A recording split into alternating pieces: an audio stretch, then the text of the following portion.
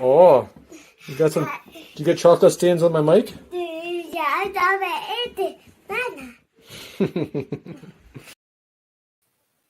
All right. It was Easter just this last weekend. My 2-year-old hopefully doesn't get mad at me 15 years from now saying I put him on a live stream. But that's my little guy Jack, and he had some Easter eggs and decided to lick the mic. But hey, here we are. I've got Chris. We've got a very, very interesting show lined up tonight. Really, a lot of gray area in this topic we're going to talk about. We've got, Chris, we've got some people coming on, and we're going to talk about new relationships coming on tenancies and how we handle that if we already have an existing lease in place. And, there's been a few posts in the group, and there's very, very strong opinions on both sides. So I'm really hoping we have a full spectrum conversation, but we definitely do it in a pragmatic and really in a clear way, because I don't really think there's one answer to the situation. It really depends on a lot of the nuances. And as they say, the devil's in the details. Hey, how's it going, Chris?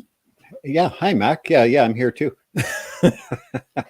So I'm looking forward to the show. We kind of threw, the timing was perfect when Spring, I hope I say the last name Quap, when she put that post up today, it fit perfectly into what we're doing. So we've invited her to the show because after I spoke to her in person, there's a whole lot more behind the scenario than could be written or explained. So, excuse me. So I think in fairness to that situation, we should put it up. And I also invited Rob to the show because he can speak to what's going on and the venue that this decision was made in. And we won't tip our hand on that yet. But this is all why we scrambled to put this together tonight. And you all are going to find this very interesting. So, let's kick it off. We got a few people joined up. So let's do our intro and then get our guests on. So look forward to hearing you all. As Chris famously says, grab a drink of choice, get comfortable. We're going to talk a lot about being a landlord and how cool that is. So let's get to it. Mine's a smoothie.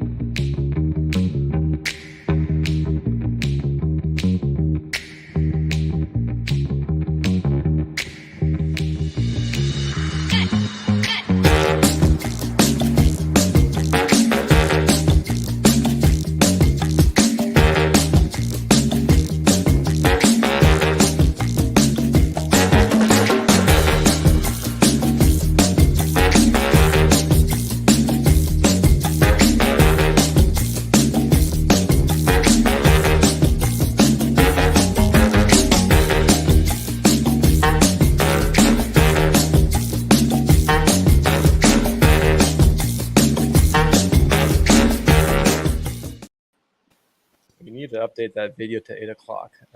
A few other things. But Brenda, how's it going tonight? Thanks for joining us. Really good, thanks. Yeah. Very good.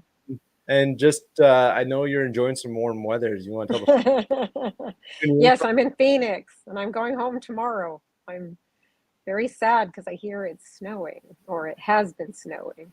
Oh, I wonder if I can pull up a picture right now. Let me do something while we get comfortable here. It dumped over a foot and now it's almost melted, which is a foot. Oh, I kid you not. I'm gonna see if I can find the photo because I did take a picture and I dropped it on my computer. Oh yeah. Okay. Let's just do this right now while we wait. Yeah, I know Rob's trying to join and hopefully we can bring in Spring as well. But this is yesterday, and actually that doesn't even do it justice. I had well over a foot on the top of my truck. And now the streets melted and it's bare pavement down the middle. We still have snow on the grass and stuff, but like it was in and out. It was crazy. Good. Lots of snow. Yeah. Good. So you're missing this, but you're coming back. Thank God. I left at the right time. Right. Perfect. So, I didn't even put it. I'm talking. I thought I put it on the TV. That's crazy. That's like the middle of December. Oh yeah. Like it was green grass and dry this morning pavement, dropped off my kid at daycare. And then it was just full on lots of snow. So, okay. Anyways, we'll pull that off. Chris is just queuing up. We're trying to bring in a last minute guest here to talk about the conversation of a unauthorized person inside of your rental unit that's not on the lease, and we're going to niche that down and focus it more around a new relationship. So you've got a single tenant, he or she or they, and they've brought in a lover of love. They got someone new coming in, and how do we handle that? Should we do anything about it? If we do things, what should we do, and what would be the proper way and appropriate way of handling this transition? So Brenda, since I've got you and it's just me right now, I'm gonna throw it over to you. Have you dealt with this situation before? Oh yeah, many times. Okay. And I treat it just like it's any other person that wants to move in. On my lease, it's very clear who's on the lease. If anybody else is going to move in or wants to move in, they have to get permission. They can't just move in. They have to fill out an application. I do credit checks, and just like anybody else. So I'm pretty clear on the procedure, and I tell people when they're signing a lease, this lease is for you, and if there's somebody else on the lease, for them. If that changes, you have to let me know, and we have to go through the process again. So I don't like unauthorized people moving in, whether it's your boyfriend or your girlfriend, because you never know. Like, they could be criminals. And in the past, I've had some horror stories where someone moved in and they were a criminal. There was 8 police cars there. And I have Viva to that house, which is a security system. So I could see these guys coming up to the house in like bulletproof vests, and I'm like, oh, wow. What the hell is going on? Yeah, and it's funny because they were hiding up in the attic, and so they had to put a hole in my ceiling to put in, gas. I don't know what kind of gas. I guess you would probably know, Chris. That would be your realm. But what was that? Well, the police had to, they put a hole in my ceiling so they could gas them out of the attic. Yeah. And that's how they ended up getting them. But I remember. That's industrial off. Is that what it is? Industrial off, yeah. I'm sure there's probably a proper name, but we'll go with that. Yeah. Go ahead. But that was kind of an extreme case, but you just never know. And I've got a story too. I'll save it for later. Chris, have you dealt with this situation before? Or a tenant has brought in a new relationship, and have they told you about it? Have they not told you about it? Like, how have you handled this situation before? I'm guessing is what I'm asking. Yes. Okay. I'll dig into that further. Okay, okay, go ahead. You want to go? Yeah, I'll just give it quick. Is Spring in? Oh, there she is. She's at the bottom. She is, yeah. Want to bring her in? Let's bring her in. She's patiently waiting. Yeah, I didn't see it at the bottom. Yeah, absolutely. Bring her in. Hey, Spring, can you hear us? I can. Hey, everybody. Perfect. You're loud and clear too, so that's awesome. Sweet. Yeah. Well, thank you for doing this, by the way. I really appreciate your willingness to post about that, because it's a tricky subject, lots of gray area, and according to the comments, it's very opinionated on both sides of the spectrum. Yes. There's lots of opportunity to learn here, because I've personally been through a situation before, and I'll share that as well. And then Chris has, and so has Brenda. So I'm really curious to kind of hear different situations and talk about how we handle them, and really, the devil's in the details, I think, of what's going on. And it's tough to put all the words clearly in a single post. So really appreciate you coming on the show. Absolutely. And cool. Yeah, thanks for the short attention. So, and I know you cut your yoga class. I'm missing yoga for this. Hey, Spring, do you have earplug or earphones you can put on? Because the reason we're asking, we're getting feedback and I can hear that. So we'll if you do, we'll get you to grab that. Or you just do that. Try to figure that. If not, then don't worry. We'll just mute you between conversations. Yeah. Okay, I'll see what I can find. So We're just I'm going to pull it off lead for a into second while she does I'm that. going to lead into your question, answer your question, Max. So I have a tenant that has had some boyfriends and different people in her life, and her parents came and lived with her, and I told her because I'm on all-inclusive rent, and I flat told her, I said, you know, it's contrary to your lease, and if these people are going to be there, I said, I want another $100 a month because, and I showed her the utilities, and I said, and this is because you've had them there that long, and I said, we need to discuss even retro, and she agreed with me. And her parents are living there and paying portion to her. You know, why shouldn't they pay a portion to me? And I shouldn't be paying for water. I shouldn't be paying for the extra lights and the extra heat. So they understood that because of the way I showed it to her. And then when her lease came up, I also showed how the water had gone up and things. And so she understood, and now she has a boyfriend, and I'm not sure if he's going to be moving in or not, but I guess we'll see. So that was my scenario, and it's been a good one. So do you want to tell your story quick, Mac, and then we can get into Springs? Sure. I can certainly paint the picture. So my story is not as intense of gassing out tenants of an attic like Brenda's. Yeah, so long story short, I had a tenant. She was awesome. We're probably on 8 or 9 months, paid rent on every time, no problems at all. She has a new boyfriend, and I go, okay, sure. Same process as we all follow. That person's got to go through the same screening process, credit check, all that good stuff. And they complied. They went through and did the credit check, and the results were not very good. I just put it politely, I would never ever rented to this individual if they had applied on their own. So we discussed it, and I said that point clearly to my current tenant, or my tenant at that time, and I said, well, you know what, you've been great, you've paid rent on time, I trust you, so if this is something you want, I'll go ahead and do that. So her boyfriend moves in, and then this was, I think, I can't quite remember, fall or winter. It must have been the winter. It was only like 3 or 4 months. He didn't even make it half a year. Come spring, the police show up on my doorstep to arrest this gentleman. He had robbed a convenience store. And sure enough, instead of hanging out, he bolted through the house, jumped out the bathroom window, blew out my screen. So I had some damages from that. Now, at the same time, this is a suite property. My basement suite tenant was just moving in. She's literally had possession for maybe 2 hours. I had just drove away, and then I got a text from her, and that's how I found out about this the day it happened. And he jumped out the window. So cops go running around the backyard with weapons drawn. My poor tenant who's just moving in, she's going up the stairs to get another box and comes around the corner with a pistol pointing in her face from a police officer. And my heart sunk. I felt so bad. And anyways, how I resolved this situation is I explained it back to the tenant upstairs. I'm like, well, if you're in this person's shoes, you just moved in and you're moving your stuff and you get a pistol pointed to your face, how would you feel?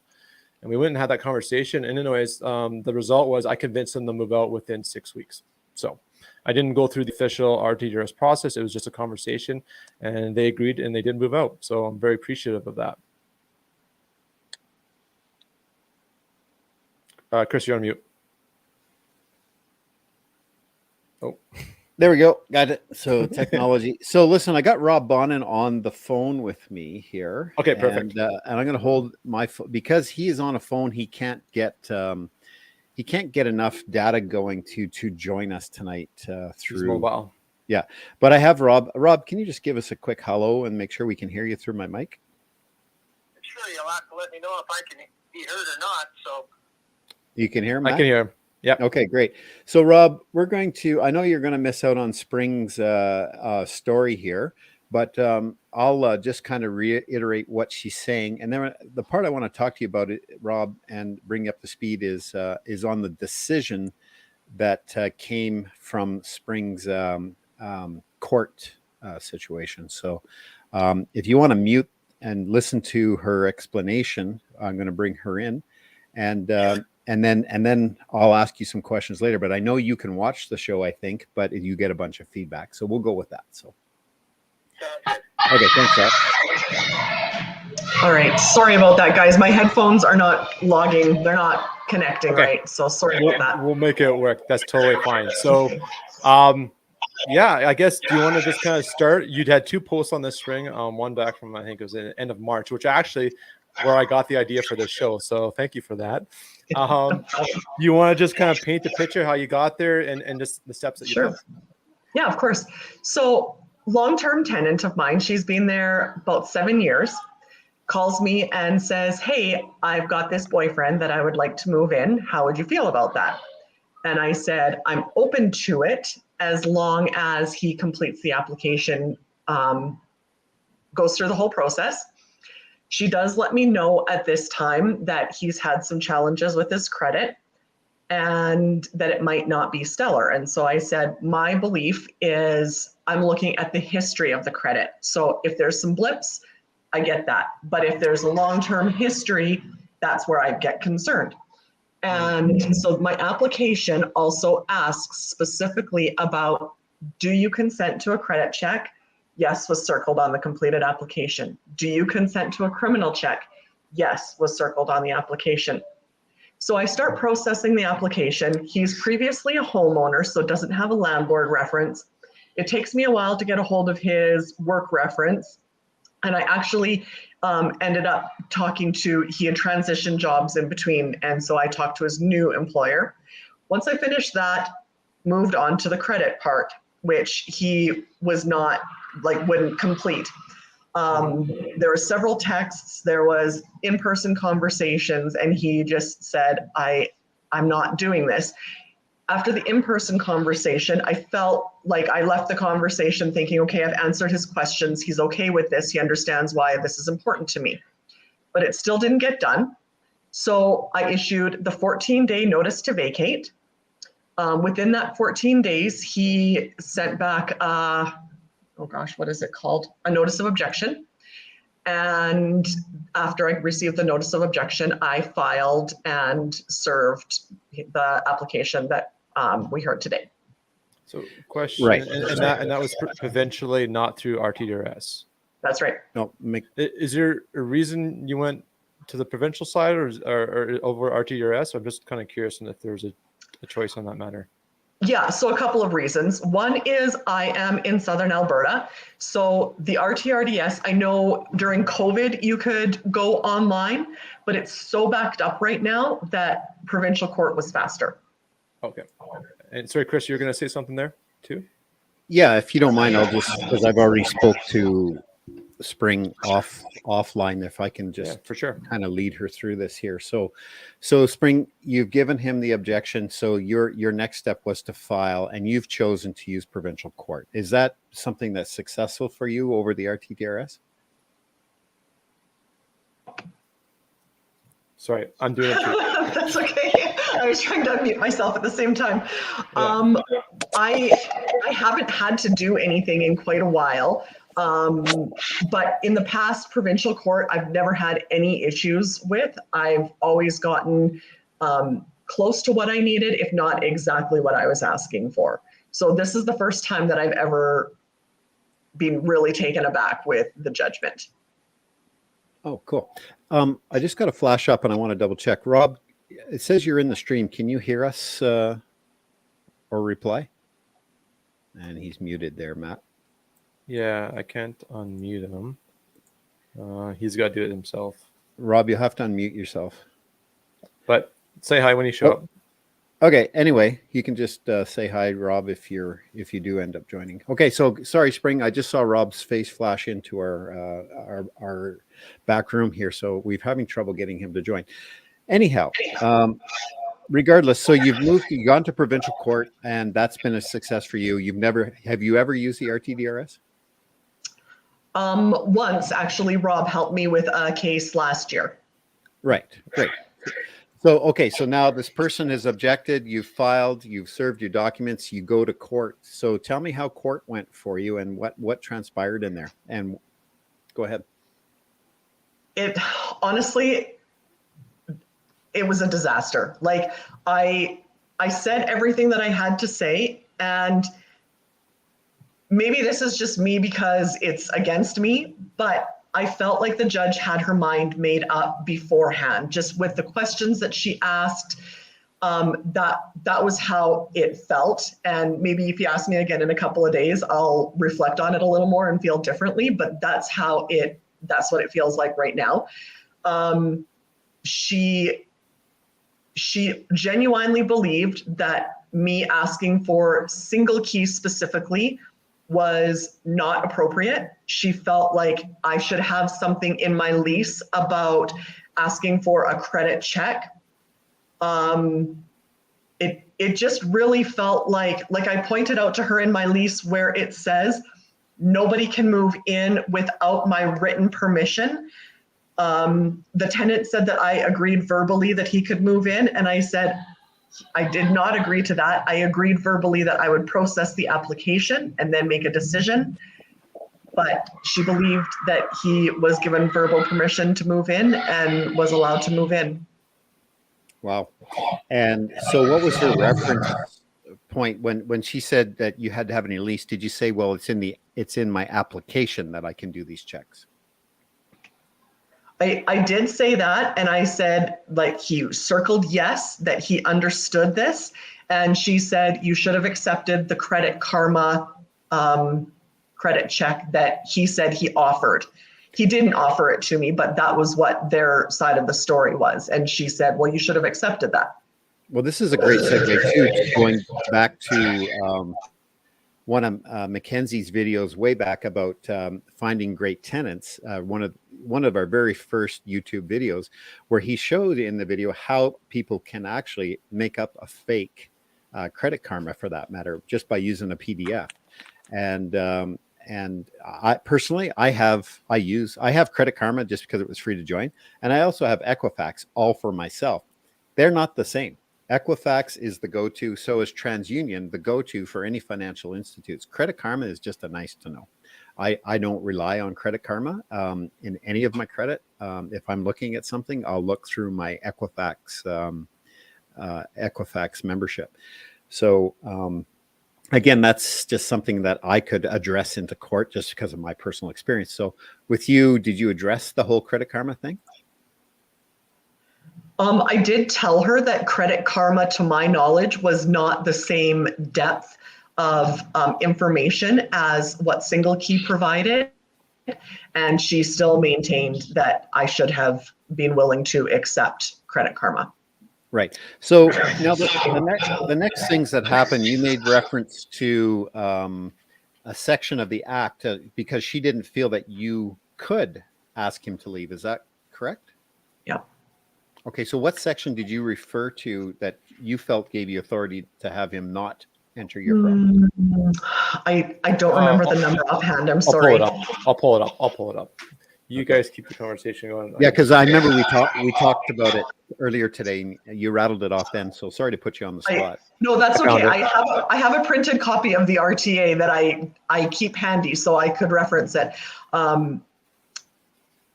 It's notice to vacate section 31A. A landlord may require a person who's not a tenant but who's living in the residential premise occupied by the tenant to vacate the premise by serving the person with a notice to vacate. The tenants do not have the authority to move people in without the permission from their landlord.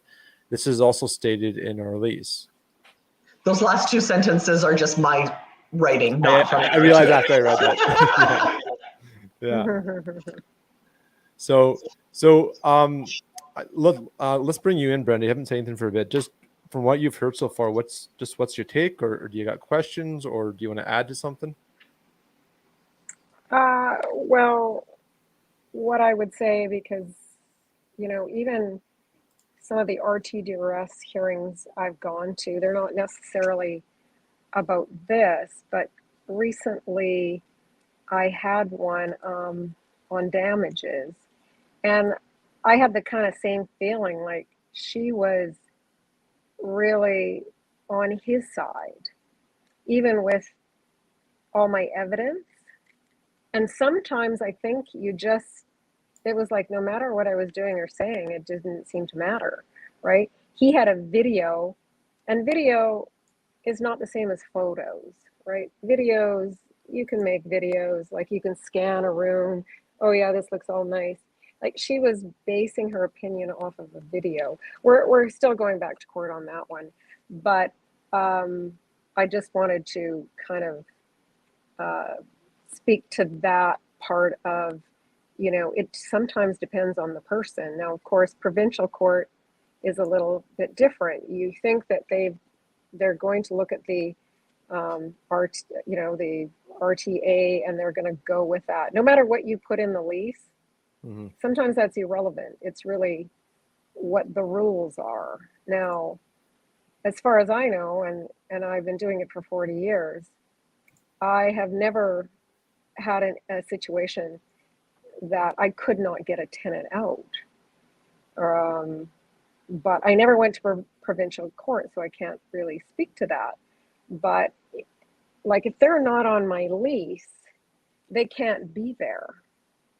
I mean, and so I've had to get tenants out that were not on the lease, and I was successful because it was so straightforward. It's for me, it's almost like when they owe money, it's just straightforward. When they're not on the lease, it has been straightforward for me. So I'm kind of a bit shocked that they would, like, based on what you've said, okay, so maybe like she's a stickler because she's feeling like the Credit Karma should have been okay. Sufficient, yeah. And maybe that's where you went wrong. You got a little too hardcore and was demanding single key. I'm just like, I don't know if that's it, but maybe just that little point just made her think, well, okay, what's wrong with him just providing something from credit? I use Credit Karma myself. I use Front Lobby, but sometimes just to look at their credit, I get them to send me a screenshot of Credit Karma so I can get a rough idea. And then I use Front Lobby to do my own credit checks. So it's a bit shocking, though, Spring, that they would allow that, considering he wasn't on the lease. I don't even know, how did they address the fact that he's not on the lease and he's allowed to stay there? I said to her, how do I deal with my insurance? Yeah. Like, I said, like, I have to have any adult on the lease. So she never ordered me to add him to the lease. But now as I think about it today, I'm like, okay, now how do I move forward? Oh, that's so he's living there right now, and is he paying more rent? Like, is he paying more utilities? Just like Chris? No. Oh yeah. Like for me, same thing. I had a tenant, and like they moved in somebody. I said, you can't do that. You're gonna have to pay $100 more, and I want an application. They sent the $100. They never sent an application. I evicted them because right. And that's what I was expecting. Like, I thought that it would be quite straightforward, but she said there's no substantial breach. Yeah. So just I want to jump in here. I got Rob's been hanging around and he's struggling because of the phone situation. I'd like to bring Rob in if we could, guys, and so we can let him go. But what Rob's going to address is the fact provincial court versus the RTA and RTDRS. Sorry, the RTDRS and how we have to present to a judge versus presenting to a hearing officer. So, Rob, can you hear me? Yeah, I can hear you, Chris. Okay, so Rob, you've heard most of the show. You've been watching the show up to this point? No, I haven't been able to get it, so just getting bits and pieces from hearing you. Okay, so what's happening, Rob, is the short of it is Spring went to the provincial court, and the judge there basically told her that it was not a substantial breach, and that she didn't have she should have accepted the Credit Karma application versus a single key application, and that being as the person was there, it's not a substantial breach, and he doesn't have to leave, and he's not signed on the lease. So from that, are you able to give us some of your thoughts? Yeah, I could. Chris, do you want to put me up to the mic? Yeah, you guys can hear him okay? Yeah. Go ahead. Okay, well, when you're looking for a substantial breach for an additional tenant, it's a really uphill battle. Going into it, I would have made sure that there was more than just that, because refusing someone a tenancy or terminating a tenancy because they picked up a roommate, I believe the Act says you could only reasonably withhold the application. So you would have to make the case that that person would be detrimental to the property, that they caused damages or in a previous rental, or you've done some investigating that says that their presence is putting your rental at risk, that the rent won't be able to be paid. So that in itself is a very, very weak case, especially when we've got the provincial government, the federal government pushing for non-eviction. So you've got a judge that's facing political pressure. You've got to have more than just, I don't want this here because it's an extra tenant. Having a reasonable solution, being able to argue the legislation correctly, and definitely having a precedent in place going into provincial court. If this was the RTDRS, you might be able to make a case for a termination down the road. I wasn't in Spring's hearing, so it's difficult for me to comment on. She may have been looking for a quick eviction. If I would have seen that the judge was not respecting the viewpoint we were putting forward, I would have gone for a later termination or a possible increase in rent, or done an inspection to see what was going on. But just saying I don't want that person because they won't fill up my credit score, I could see how a provincial judge would not lend a lot of credit to it. It's possible you could appeal it. You'd need more than what you presented in court to show that there was an error in law, if that makes any sense to everyone. Yeah, and I'm going to ask Spring, if you could unmute there. I'm going to, what did you present to the judge? I presented the application, the lease, the 14-day notice that I gave, the notice of objection. There was one more thing I had. Sorry, I can't. But I mean, what did you present as your reasons? That he was not on the lease, that he had not completed the application process because he refused the criminal record check and the credit check. Okay. And did you find anything derogatory about him when you were doing your investigation on him? His employer. Yeah, we did. His employer said good things about him. His girlfriend let me know some things that were very concerning to me, that his previous relationship, he had broken up with his girlfriend. His girlfriend took the dogs, and in retaliation, he stopped paying the mortgage on the house that they were living in. When it was listed for sale, it was court ordered to be listed for sale, and he wouldn't allow real estate agents any access. That had to be, again, court ordered to allow access. Okay, so did you present any of that to the judge?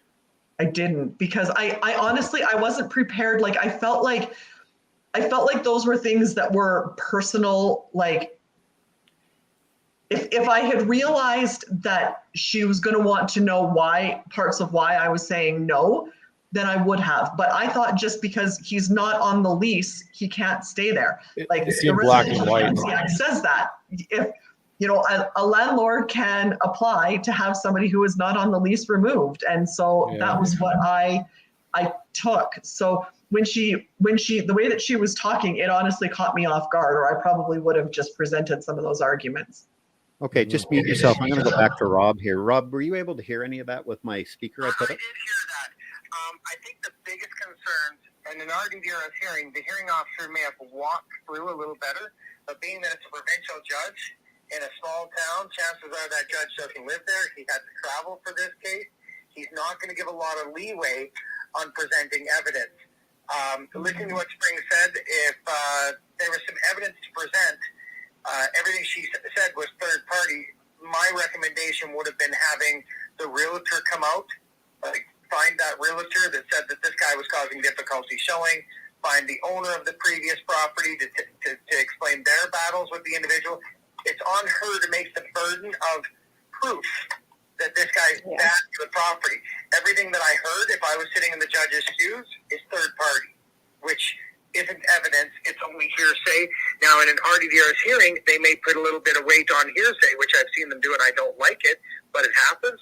But in a provincial court setting, it's about burden of proof, and it doesn't sound like she had any substantial proof or witnesses to corroborate that hearsay. Does that make sense, Chris? Absolutely. So the short of it is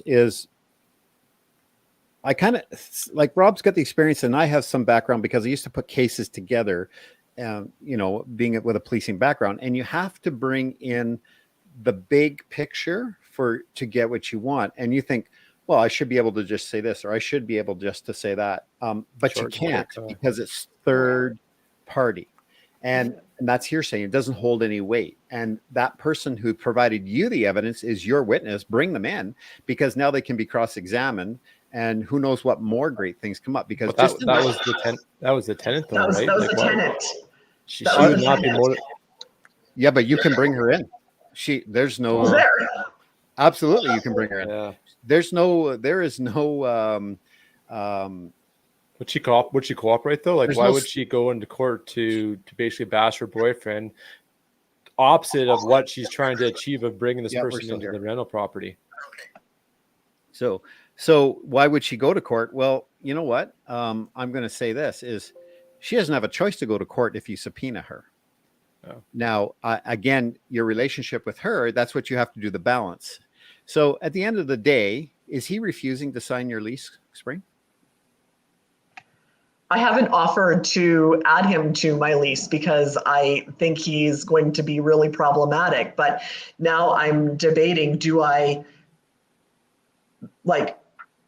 need to do that, or do I like that's where I'm at right now, is trying to think, how do I move forward? And I do plan on increasing the rent to cover the cost of extra utilities, but are they at this point going to say, we want to move out and hopefully find another place?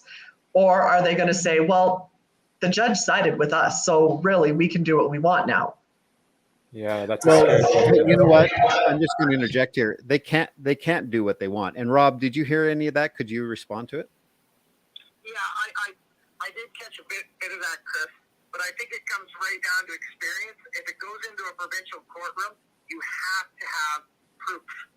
And everything that she's offering right now is only hearsay, because the legislation, and I don't have it right in front of me, but it says that if a person has moved in, it's not a tenant, you have to give them the opportunity to apply as a tenant. Even if they make the mistake of going in there without, you can't reasonably withhold tenancy from them for an application. So the proper way to do it would be get the application, find out about the previous landlord. If you see that this is going sideways and you have a concern about damages to your property or cooperation or just a bad nightmare tenant, she didn't provide evidence to show that from the third party. And without that third party evidence to give direct evidence in court, she would have had to bring them to court. Whereas an RTDRS hearing, you could have just subpoenaed them to be on the phone hearing, and it would have been a lot more cooperation from a realtor or a previous owner of a property to explain them. And at that point, she could say, that's why I didn't want them as a tenant. That's why I withheld reasonable expectation of a tenancy to this individual. And that's why I want the substantial breach today to terminate the tenancy. And of course, this isn't a big breach, so she would have had to have been a little more lax on what she was requesting. I mean, today being the 20th, she could have asked for the 30th and probably got that in the courtroom. But again, without all that evidence, without the people in the courtroom, I can see why the provincial judge didn't grant her the termination. These courtrooms, if things are really cut and dry, the judge can make a decision. But this wasn't cut and dry, and she was using a really, really small part of the act, hoping for an immediate termination. And it's just inexperience. I mean, if I was approached to take this on, I'd be like, we're not going to win with this evidence. We need to get a third party. We need to talk to that realtor. We need to talk to the previous owner. We need to get photographs or anything that would indicate that this person could cause substantial damages to the property or cause a problem for the landlord or a problem with getting the rent. You need to prove that beyond a shadow of a doubt. Right. Well, Rob, I'd like to thank you for participating here tonight on short notice. We're going to carry on with the show. But again, you're always a wealth of knowledge, and we're glad to have you as part of the Alberta Landlord community team and your services, sir. Thank you. Yeah, and for sure, I'll watch the show when I get home, and I'll reach out to Spring and see if she has any other options at this point. Right. So again, thanks, Rob. Thanks for joining us, and we'll talk to you soon. Okay. Bye-bye.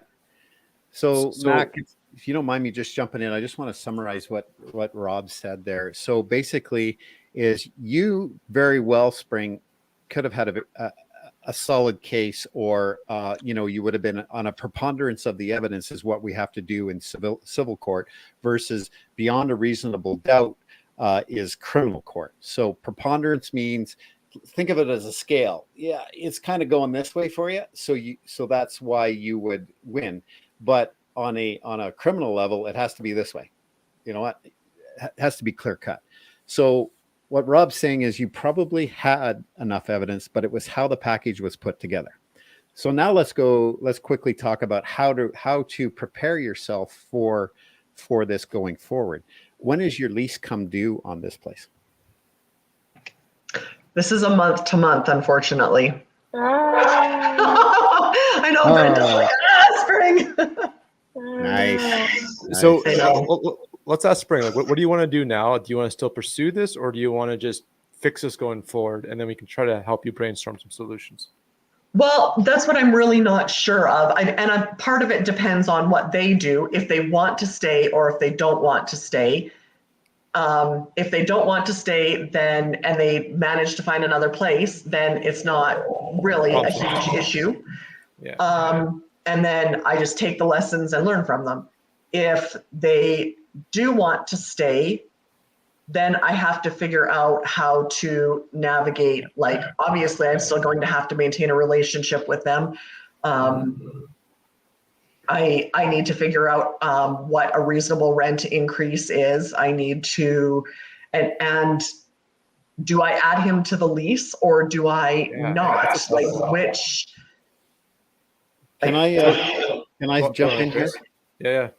Absolutely. Here's what I think. You get some control over this. You add them to the lease. Do an addendum up, whatever. Do a new lease. If you want to do a brand new lease and do a 6-month lease with them, offer them something that's going to find them interesting. Saying, you know what, I'm willing to add you to the lease. Add you to the lease situation. So you say, if you sign a 6-month lease, the price is, I'm going to just pick numbers for simplicity. It's $1,400. If you want to go month to month, then I'm going to give you a 90 days notice that it's 2,000. 2,000, whatever. But let's keep it real. It's 1620. It's 1625. It's aggressively higher. Is that what you're trying to say, Chris? Yeah. Well, you're just going to get yourself in trouble. But it's 1625. If you want, I'm going to give you 90 days notice. This is what your lease is going to because you're an expiration. But if that's on a month to month, I'm giving you your 90 days. But if you want to go, but if you want to stay month to month, if you want to sign this lease, I will guarantee you a 6-month fee of this and that, and then you're back in control. Spring is because in 6 months, if you're not happy, boom, their lease is done, out they go. So you've got some control back, and it's how you present that. You got to think a little bit like Kevin O'Leary. You got to think that business person and how you're going to how you going to make this work for you, right? You got to think about the money, and I don't mean that in a negative way, folks. We are pragmatic. Yeah, we are in a business here, and you have to think, how do you get your business back to where you can drive it and you're not being driven by your tenant? And right now, you're feeling that way. You're being driven by your tenant. So I would offer 2 options. If it was me, say, fine, you know what? I'll take you on the lease. Get some photo ID and get a copy of it so you have it. And then have them say, here's, if you want to stay month to month, here's your 90-day notice, and this is where it is here. So you have this versus this for payments, and that's how you. I think that's how you fix that. That's my thought, Brenda. Yeah, no, I mean, my first thing would be, yes, you got to increase the rent. She's been there 7 years, and how often have you increased the rent? I've never increased the rent. It's significantly below market value. Yeah. So she's been a good tenant, so I haven't. Yeah, that's fair. Yeah. And I mean, I think the other thing, Spring, is to remember she's been a good tenant. And so I would go with sort of Chris's idea, definitely increase the rent. Ask them if they want to do the 6-month. I think that's quite reasonable. Even a 3-month, right? If she doesn't want to do long term, 3-month. You need a fixed term. You don't want them on month to month because then you have no control. But you can definitely increase that rent. If you've never increased it, get it up to market at least. And that's a great way to present that as how you're trying to work with them. Here's what market value is. Here is what I'm willing to, got to get me in my head. Here's what market value is. And here's what I'm willing to offer undercut you. market rent or something. Yeah, exactly. Yeah. If they say, well, no, I don't want to sign it, gone. Here's the market value. Here's your increase. You have to give them that incentive. I want to secure your rate with the way the economy is. Throw all that out. We're talking inflation, about blah, blah, blah. inflation. We're talking about carbon taxes. We're talking about all the stuff that's out there. Be up on the news and what's going on and explain to them, this is why this is being presented to you in this manner. This is how I want to work with you. You've been a great tenant. However, if you're not willing to sign this 3-month, 6-month lease, then this is where I have to go to it, because like Max says, it's a convenience to have 30 days because they can walk on you. Boom. Yeah. That's my sort of strategy I would use. Good. I'm just thinking here. So where do you feel personally, like Spring, how things have played out and how they've conducted themselves? Do you want to keep them? I guess because I'm trying to think of what's better. They're both on the lease and he's a wild card, or she's only on the lease and he's an unauthorized guest. What sets up Spring better down the road in case she wants to have him or her or both evicted? What's a better position to be in? This is what I'm trying to understand here. Oh, having both, no question. Because I think it doesn't matter whether he's on or not, because the judge now has said that he can stay. So in terms of, I get that, but what makes your position stronger down the road to evict with him on or off the lease is what I'm trying to figure out. On. I think that if he does damage, that I have a position, if he's on the lease, that I can seek damages from both of them. I don't think that he'll do like tens of thousands of dollars worth of damages. I think that he will just be obnoxious and really difficult to work with is what sounds petty. Yeah. Right. Well, yeah. If you do this, if you just keep her on there and he's obnoxious and hard to work with, then you have to start to prove why her or her renter, whatever you refer to him, her live-in, the extra person is there. You're going, why he's bad. You're going to have to get into that nonsense. If you got him on the lease, you got some control, because you can kick them both out, and because you don't need the problem. Because if she's letting that person in her life, he will always be in the life. So you need to have the control over the whole thing and have him on the lease. I wouldn't even hesitate to put him on the lease now, because the judge has told him. And you present it, financially, maybe how Brenda and I described it to you. So, yeah. And maybe they're just going to want to move out anyway. That's right. Yeah. Solve everyone's problem.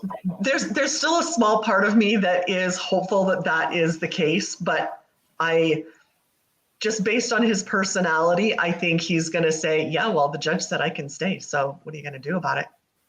And then you're going to be fighting an uphill battle. It's going to cost them more money. If I have to put up with you being annoying, then I'm going to get paid for it. It's going up. I'm getting market rent, dang it. But remember, if the judge says he can stay, he is now in a lease, a month-to-month lease agreement with you. Even though it's verbal, he's in an agreement, and a verbal agreement holds water at the RTDRS. So whether he likes it or not, he is now, as of today, in a month-to-month lease with you, whether he likes it or not. But you want it on paper.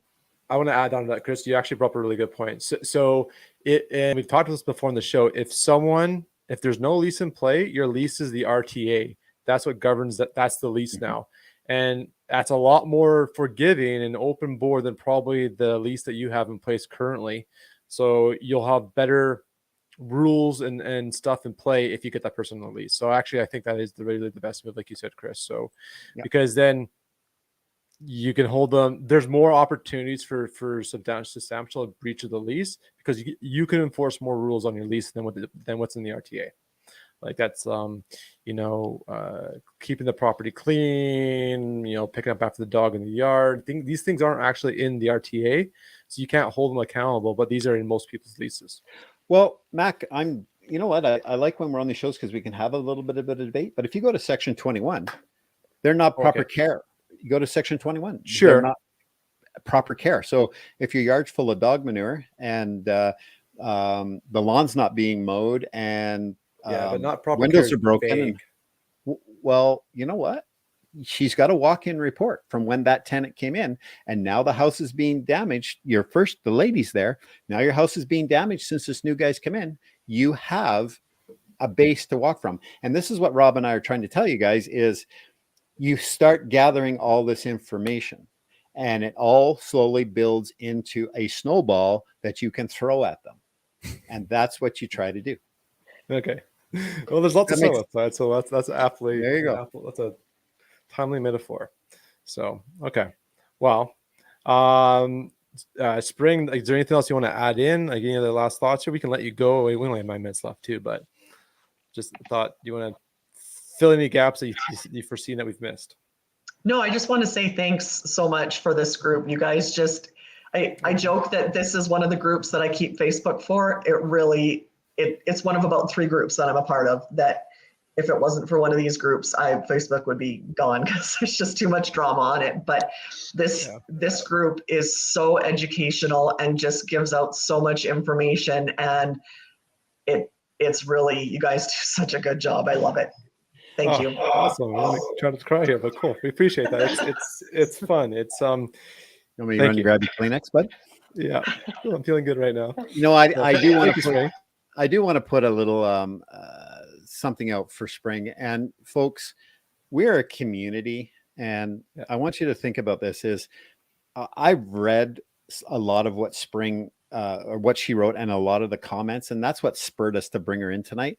And you know what, folks, when you get a landlord that's posting something, as you can see, there was more to the story. And you know what, it's really hard to interpret the written word, and her to get her whole story out without boring you. She wants to be exciting so you can read it. But at the same time, there was more to the story. And before we start, taking pokes and poking the bear and punching people in the face verbally, by written, there's no need to take a stance. Just listen. Let's try to figure out how we can help somebody. And, to say, well, the judge sided with them. Too bad. You know what? No, there was more to the story. So I think what we've done tonight is we've pointed out strategies that would work and different ways to present, because I learned a little bit more listening to Rob tonight, and I think other people will have too. But the thing is, I learned a lot. I'm like, that just was shocking to me. I'm like, what? Yeah.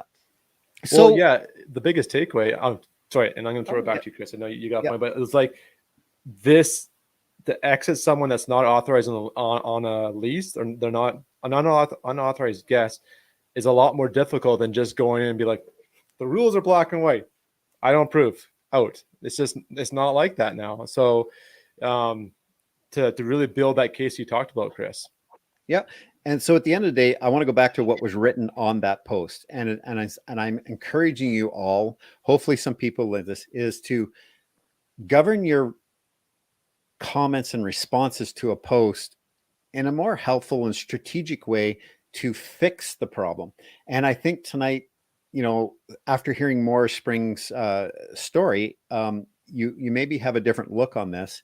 And when I called her up and talked to her, and then tonight more came out while we were talking, we came up with a strategy on this. Is saying, okay, judge didn't like the way it was presented. Number one is, okay, we need to present that differently going forward. And we've learned a few things. Number two is, okay, if that didn't work, what can I do? Get them on the lease and offer them a lease, or stay on a month-to-month. Do we up the rent, or do we give them a lower so we get control on them with a 6-month lease, 3-month lease? And then if they're in trouble, you can boot them out. So there are strategies. Hope is not lost on this, Spring. I think if you employ what we talked about tonight, you will be successful with keeping a thumb on this person that you're concerned about.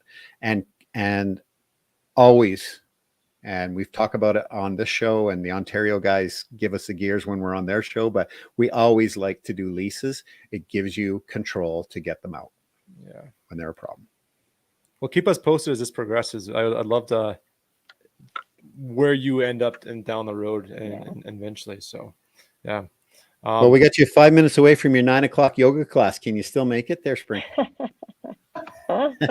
Yoga's done now. It's okay. Oh. I missed it, but it's all right. I'll grab the YouTube video. Yeah, fair enough.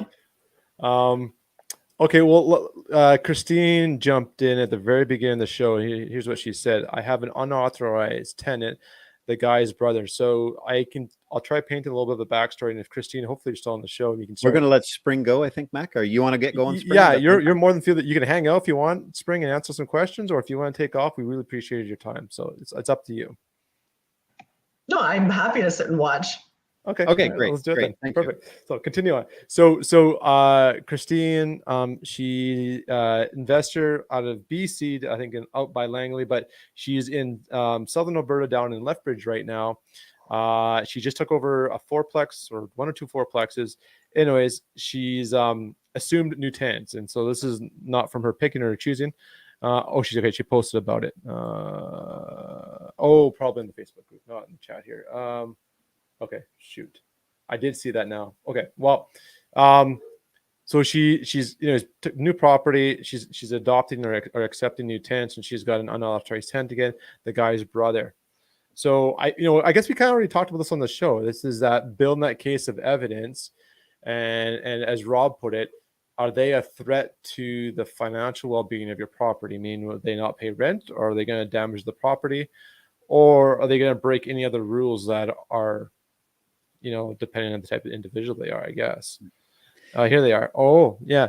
They opened a window in -6 and left the house. Furnace didn't stop running. So start document this stuff, I guess, and build that case up. This is what what Uncle Bill Biko, he'll tell you: document.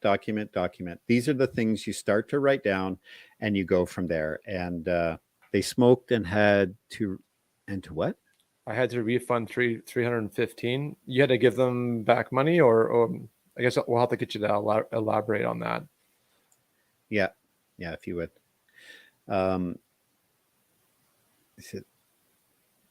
Did that for several days. Smoke. They smoked for several days. Okay.